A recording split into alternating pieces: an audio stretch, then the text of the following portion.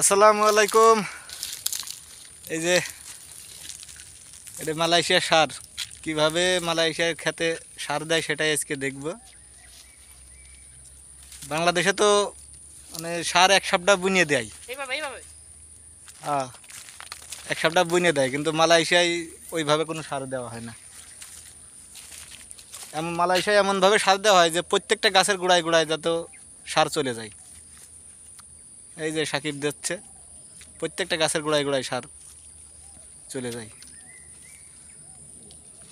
এই যে পুরা জমিটা সার দিতে হবে এখন। এই যে সব সার নিয়ে আইছি।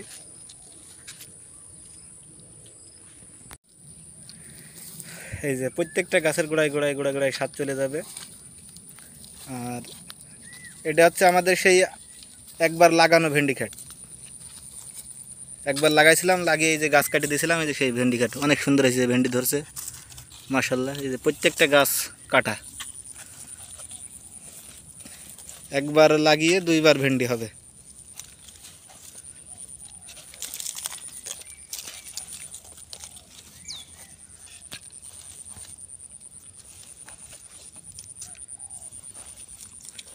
অনেক সুন্দর।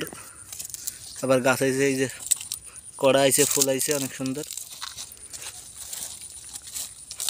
প্রত্যেকটা গাছই অনেক সুন্দরভাবে করা হয়েছে।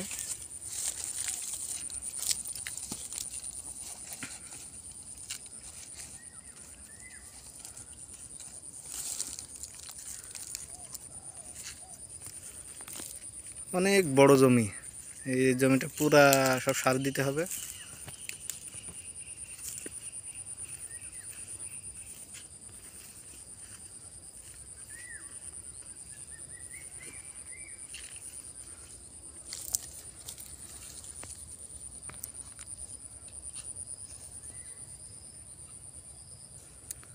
এই যে সাইডে কলা গাছ লাগানো আছে, অনেক সুন্দর সুন্দর কলা হয়েছে।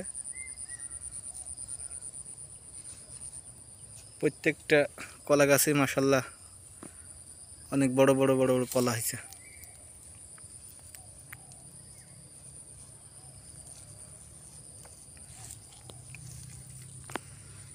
এই যে মানান মানান সব নতুন নতুন ভেন্ডি ধরছে। প্রত্যেকটা গাছেই অনেক সুন্দর সুন্দর ভেন্ডি ধরছে।